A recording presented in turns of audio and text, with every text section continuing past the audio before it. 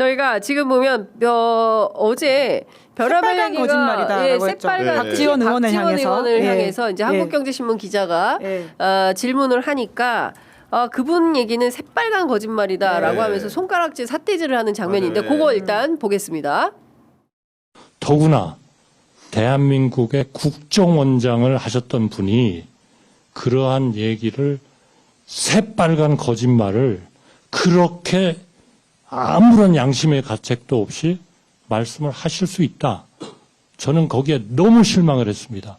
제가 알던 박지원 전 DJ 비서실장이 아닙니다. 그분이 말씀하신 모든 얘기는 철저하게 새빨간 거짓말이고 저는 그런 정도의 양심과 그런 지성은 우리 박지원 실장님이 가지고 계시다고 저는 지금도 믿습니다. 더구나 네. 오늘의 운세 또는 토정 비결 정도를 보는 수준이지 신문에 나오는 걸 보는 수준이지 그 이상은 아니다라는 거예요. 우리 신문에 토정 비결 실어줍니까?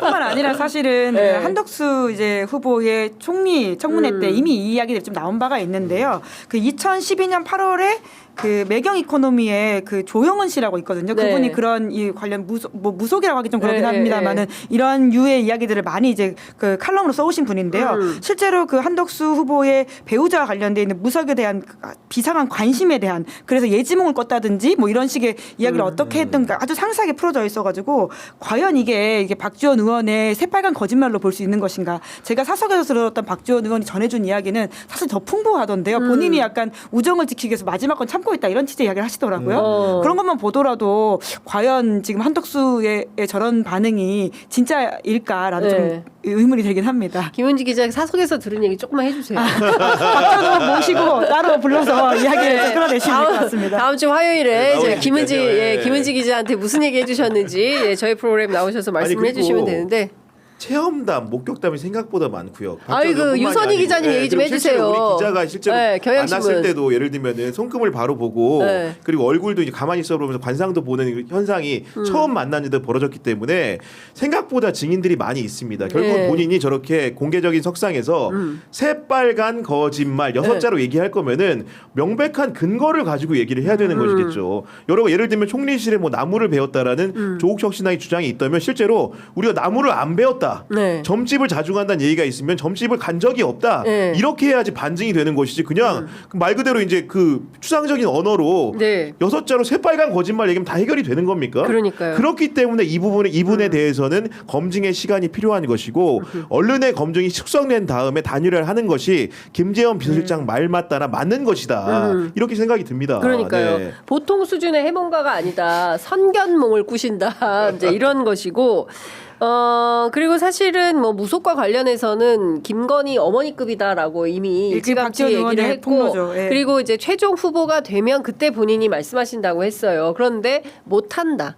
결국 한덕수의 꿈은 좌절될 거다. 이제 이런 얘기를 박지원 의원께서 하셨는데 내일 다음 주 화요일에 나와서 어떤 말씀을 하실지 좀 들어보도록 하고. 그리고 최영 씨에 대해 가지고 어제 한마디를 했던 게 극렬하게 출마를 반대했다는 얘기를 했는데 사실은 그 얘기도 이제 고지고대로 부부간의 관계이기 때문에 사적인 대화라서 모르지만은 정말로 이렇게 세간에 알려진 대로 성경목을 푸는 분이 나오지 말라고 했으면 자기 출마를 다시 한번 생각을 해봤어요. 지금 반대를 무릅쓰고 지금 나왔다는 거 아니겠습니까? 그렇죠. 아니 어제 조미덕 기자 얘기해 준 것도 뭐 그 변호사들을 너무 많이 써가지고 이 돈을 어떻게 할 비용 거냐. 문제나 이런 문제가 그런 설이 있다는 얘기가 있는 건데 얘기도 하고. 그러니까 결국은 단일화를 서두르는 문제도 많은 사람들이 생각하지만은 11일 이후에 무소속 후보로 레이스를 하게 되면은 공당의 지원을 못 받기 때문에 그런 천문학적인 금전적인 짐을 한덕수가 질 수 없을 것이다. 이런 관측에서 비롯된 얘기들이 많지 않습니까? 그러니까요. 그러니까 시간은 김문수 편이라니까.